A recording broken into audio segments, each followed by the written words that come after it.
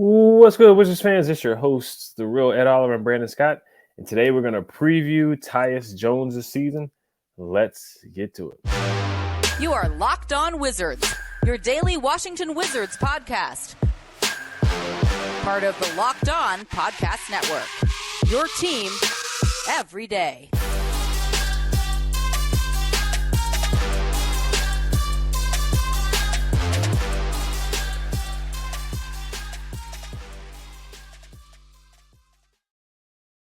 So I want to thank you guys for making Locked On Wizards your first listen every day. We are free and available wherever you get podcasts. Today's episode is brought to you by FanDuel Sportsbook, the official sportsbook of Locked On.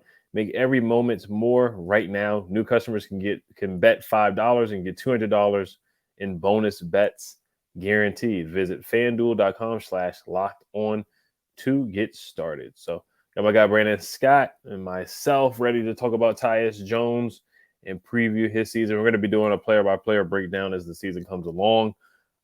Media Day is coming up soon. The Wizards got a fashion show next week. I want to say next Wednesday at the Wharf in D.C., so we may joke around a little bit and talk about that at the end of the episode. We'll see. We'll definitely talk about it before it happens and have some fun with that. But before we get into Tyus Jones and his season, we're just going to talk about what we think his role is going to be in this season and expectations for him, or minute expectations, playing time expectations. But before we get into that, there was an article from NBA.com. It was the top 5 most underrated moves from the 2023 offseason. The first one was Seth Curry signing with the Dallas Mavericks. Number 2 was Obi Toppin traded to the Indiana Pacers. Number 3 was Javon Carter signing with the Chicago Bulls. Number 4 on the list was Tyus Jones traded to the Washington Wizards in a 3-team deal. So I'm going to read the article real quick. The article said Tyus Jones has already established himself as one of the top backup point guards in the league and now gets a chance at a starting gig in D.C. after being a reserve for much of his first 8 seasons in the league, 94 starts and 535 career games. However, it is important to look at Jones' production in those limited starts. Last season, Tyus Jones started 22 games, averaged 16 points a game, 8 assists while shooting 50% from the field, and 41% from the three-point range on nearly 5 attempts per game. Tyus Jones also led the NBA in assist-to-turnover ratio, at an impressive 5.64 assists per turnover. Jones is a steady playmaker that doesn't turn the ball over and can knock down three-pointers at a 40% clip. All right, B. So what's your thoughts on Tyus Jones, the acquisition, and what do you think his role is going to be this year, and how many minutes a game do you think he's going to get? Ooh, good question, man. Big fan of Tyus Jones, man. I liked him in Memphis, liked him at Duke. You know, I even like his brother, man, in San Antonio. So it's a win-win here. I think that, like they said, it's a very under the radar move because, he's definitely one of the better, if not the best, backup points. I think he will fit with this roster. But, we always talk about things as far as you look at BC and AD. It's kind of like before the deadline and after the deadline, right? I think that expectations before the deadline, I think he's going to be able to utilize these shooters.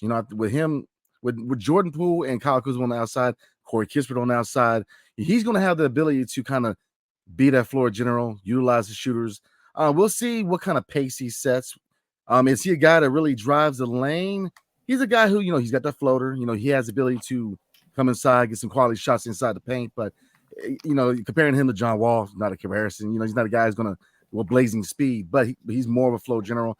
So my expectations are before the deadline, I think he's going to do well. I think, he could. You already, before I get into it, you already mentioned the fact that, ball security. We're talking about football, talking about the Commanders, which, they have a total lack of ball security. The fact that he doesn't turn the ball over is a big deal, especially at point guard position. You know what I mean? Because, Jordan Poole, I know a lot of people want him to be the guy, but, ball security is something that he needs to kind of work on. So I think he's going to learn well under a guy who's been there and done that, Tyus Jones. So, my expectations from a statistical standpoint, I can see him averaging around 12, 13, about 7, 8 assists. And you look at his stats from last year, he averaged, where you at, Tyus, man? I believe he averaged around 10, 2.5 rebounds. So, here we go. 2.3 rebounds and then about 5 assists, and he shot 43.8% for the field. So, I like to see similar. I mean, with him starting, I like to see him average around 12, 13 points. Obviously he's not going to be a focal point offensively, like, your Kyle Kuzma, Jordan Poole, the list goes on. But assist-wise, I definitely want to see his assists go up from 5.2 to maybe 8. If he hit 10, I think we definitely cook it with oil, man. But he's definitely going to solidify himself at point guard the first half. But at the deadline, I think he's moved. I think that long term, they're definitely going to try to implement Jordan Poole point guard. And so you kind of seeing, he's playing for exposure, value. He's trying to get his value up at the trade deadline. So, but, going back to fit, I think he's a perfect fit. I think we need a floor general. Monte Morris was here floor general per se. The skeptics are out on that. Spencer Dinwiddie, we need a guy who's going to be able to utilize shooters because you best believe Jordan Poole and Kyle Kuzma, and really, look at shooters like Corey Kispert, you're going to get a lot of shots off. So we need a guy who doesn't need all the attention on the offense, who can, collapse the defenses, but, really find the shooters on the outside. I think he's going to do well. So stats-wise, again, I would like to see him average above 10, 12, 13 points. I'd like to see around 8 assists. And again, the biggest stat that you brought up was the fact that he doesn't turn the ball over a lot. So that does two things. It's a more fluid offense. And two, we need Jordan Poole to learn. If you learn from a guy who he's all about ball security, he's definitely going to learn from him. So, yeah, I'm very intrigued with him going forward, man. I like to see how this offense is run because, I don't want to get my hopes up too much because he's not going to be here next year. So it's kind of one of those deals, man. You know what I mean? But I think he's going to do well. I think that the offense is definitely going to look more fluid. Now, the only thing I'm kind of inquisitive about is how is the float offense? Are they going to push the ball? Is it going to be more of a half-court game? That remains to be seen. And I think that, little things out of the training camp and even the preseason is kind of going to give us a little window of what to expect. Yeah, you brought up a good point. It's been a revolving door at the point guard position ever since John Wall left. You got Russ, Spencer, and then Monte Morris. But I think this is a great opportunity. I do think it's an underrated move getting him now. That trade, that 3-team trade is kind of like, oh, man, the Celtics, how did they get 2 first-round picks? Grizzlies ended up with Marcus Smart. So it's like when I got the notification for the trade and I saw 2 first-round picks, I was like, wow, we're not the team getting the first-round picks. But it is what it is on that. And I think we got a guy that is a good point guard that doesn't turn the ball over, high assist to turnover ratio. That's kind of a buzzword, assist to turnover ratio.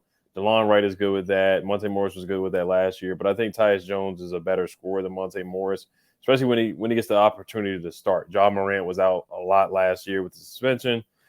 Tyus Jones stepped up and had some big games. They called him Tyus Stones, as the Locked On Grizzlies host came on when you had him on.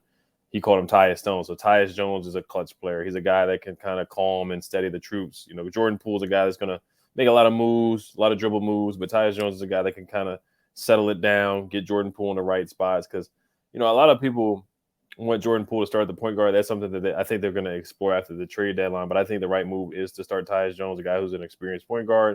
Shot the ball well, has a good floater. Not the best defender in the world, but he's a guy that stepped up in the playoffs as well. A great veteran, provides good leadership as well. He can boost up his trade value as well. But I think this is a good opportunity for him to get some good numbers, showcase that he can be a good starting point guard in the league, not a top 10, top 15, but a good starting point guard in the league, a legitimate starting point guard in the league. Get his trade value up.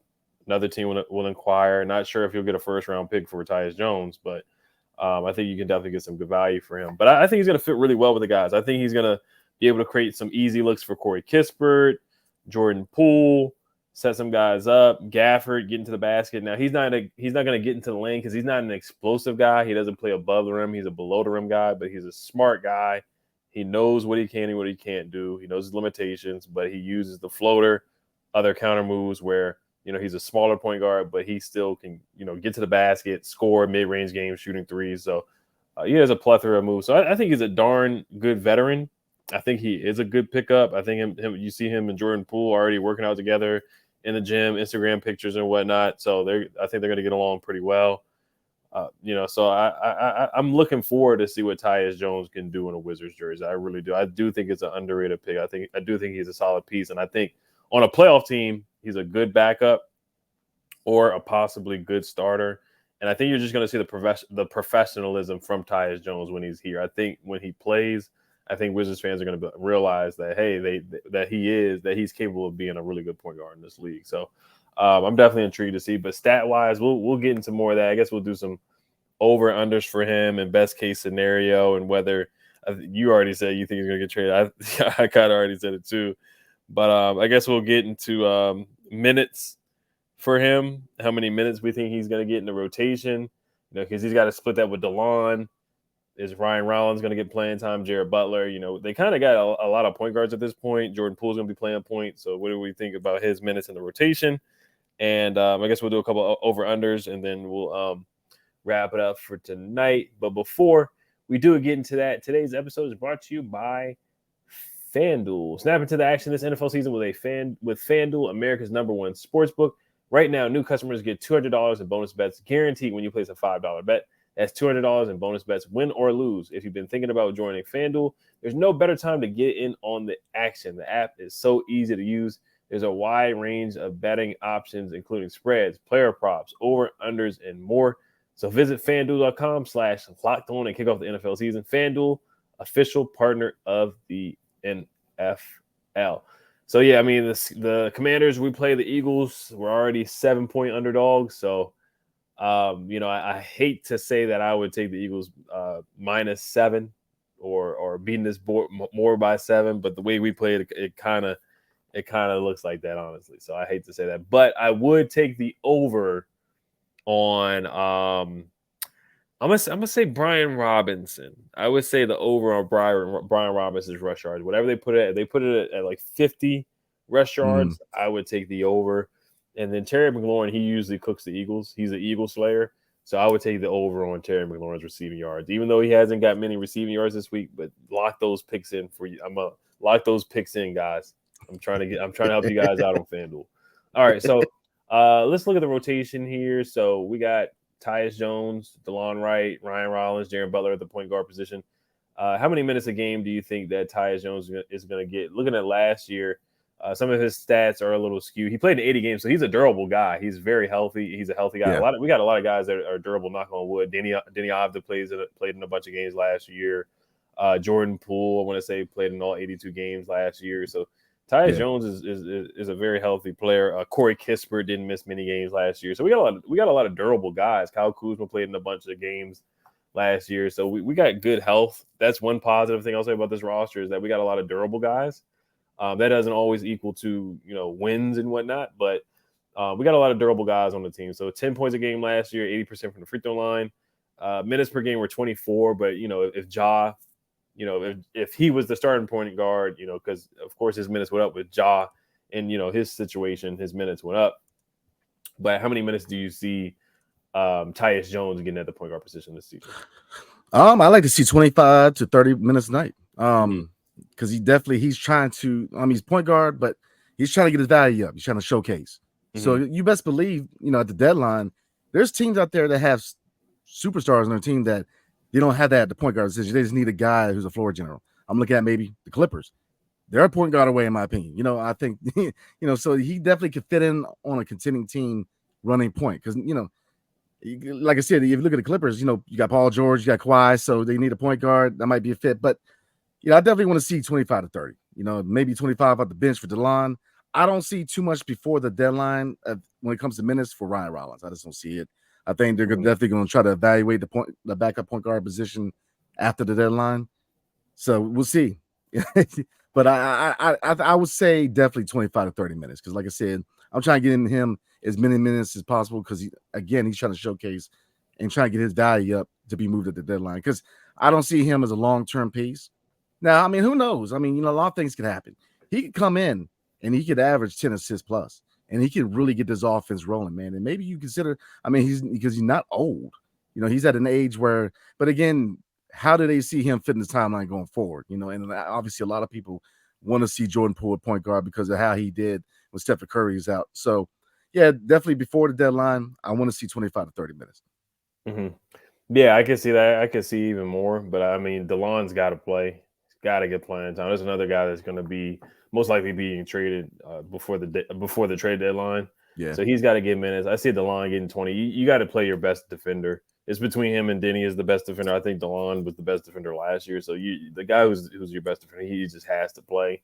And there might be some lineups where, DeLon may have a better night, where DeLon had some better nights than Monte Morris. He just did, just being plain and simple and honest. He was more effective than Monte Morris. Yeah. Now, Tyus, I do think is a better player than Monte Morris, but there may be some nights where West just has to play DeLon over situational basketball. We need to stop. We're up by 3. We need to stop. You got to put DeLon in the game because DeLon's just the better defender at this point, or just the better defender anyway. But I think Tyus would get 30. You look at some of the minutes where he had some big games. Looking at the Grizzlies, he had 23 points and 10 assists. He played 33 minutes against the Wizards. He had 17 points and 5 assists. Last year as a starter, he played 36 minutes. Brooklyn, 34. He had a game against Miami where he had 28 points and 10 assists, and he made 3 threes. In that game, he played 36 minutes.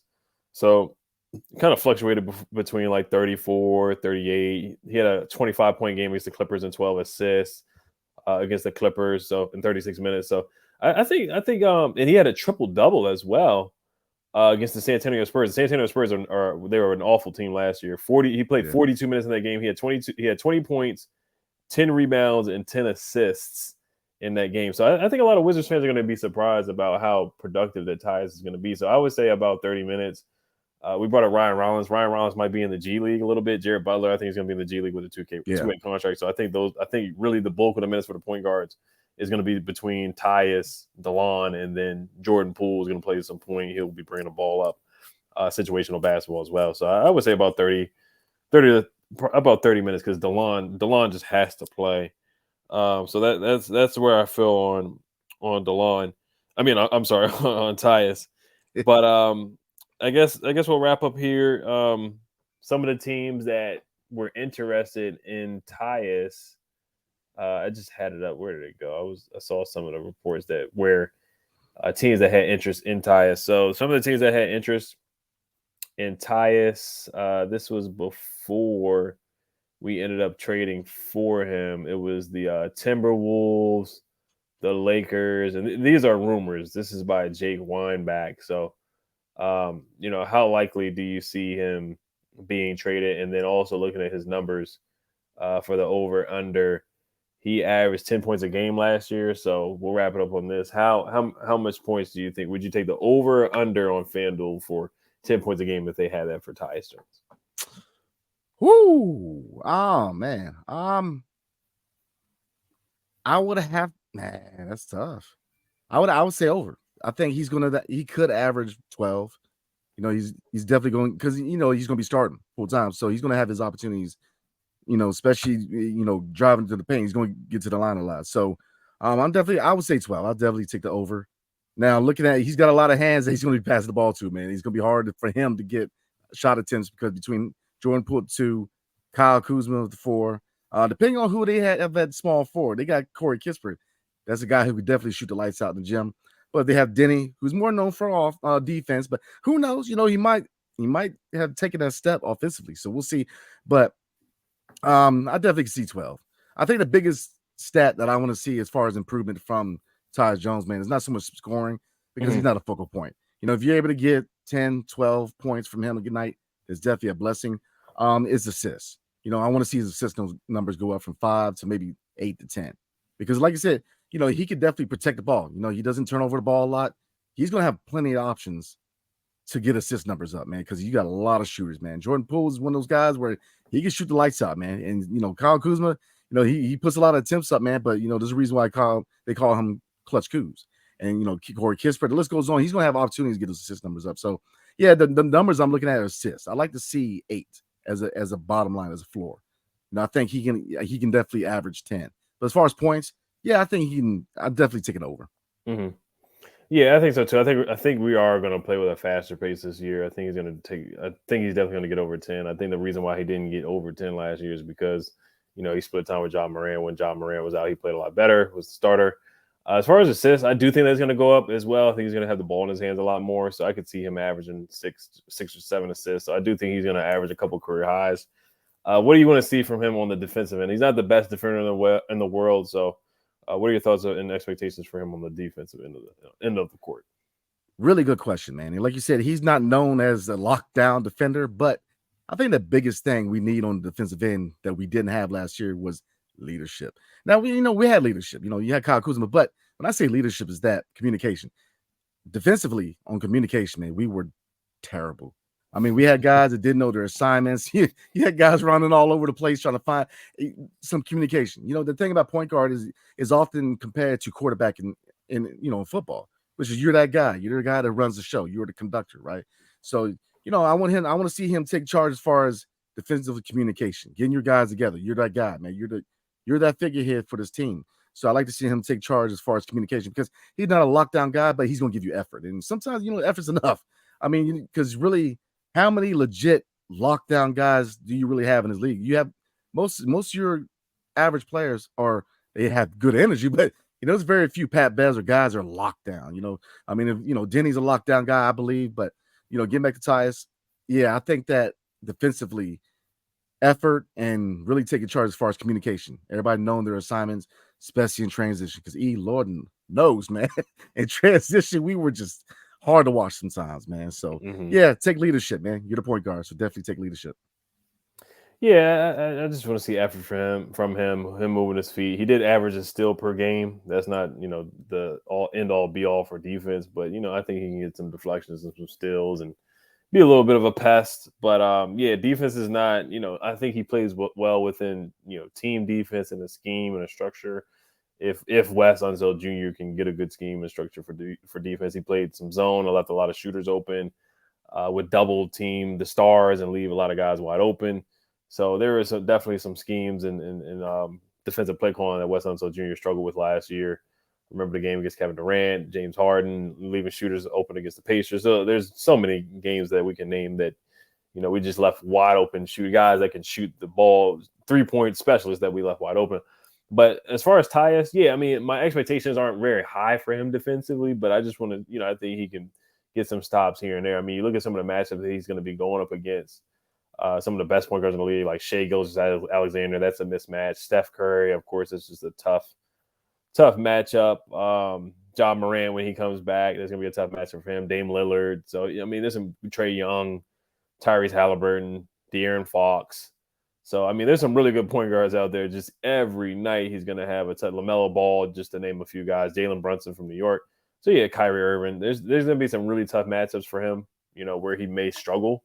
But I think he's definitely going to get his on the offensive end of the ball. They're just going to have to play really good team defense. Now, our defensive backcourt probably is one of the worst defensive backcourts in the league with Jordan Poole and Tyus Jones. So I could see why people want to see different lineups.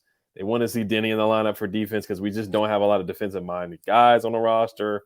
So I can see why people are kind of, championing and rooting for, different lineups and whatnot. So hopefully West can mix and match some lineups. But yeah, defensive expectations, I just want to see him communicate, like you said, getting back on defense, just doing the little things, the normal things, or seeing DeLon. People may want to see DeLon get a lot of playing time just because of those defensive flaws that we have. So yeah, I mean, I just don't have many defensive expectations for Tyus, but I just want to see him communicate, play within whatever scheme that Wes Unseld Jr. may be asking for this upcoming season. So, but yeah, we're gonna wrap it up. Did you have any other thoughts about Tyus that you want to see? The other teams that I said that were interested, I think I finally found it. Where did it go? Yeah, so this report was from Jake Weinbach.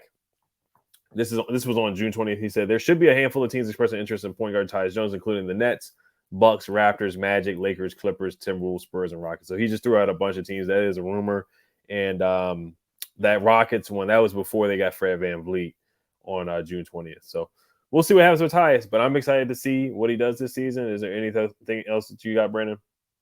No, sir. All I'm going to say is keep eyes out for the Clippers. To me, the best fit at the deadline would be the Clippers, man. Yeah, it makes sense. They're always trying to get a point guard. They try to get Brogdon as well in the 3-team trade. So, but all right, we want to thank you guys for listening. Make sure you guys make Locked On Wizards your first listen every day. For the rest of the week, we're going to be doing season previews, player by player, position by position. So thank you guys for listening, making Locked On Wizards your first listen. Again, make sure you guys subscribe, hit the notification bell, and leave a review if you can, wherever you guys get a podcast or a video. Hail to the Wizards. Peace.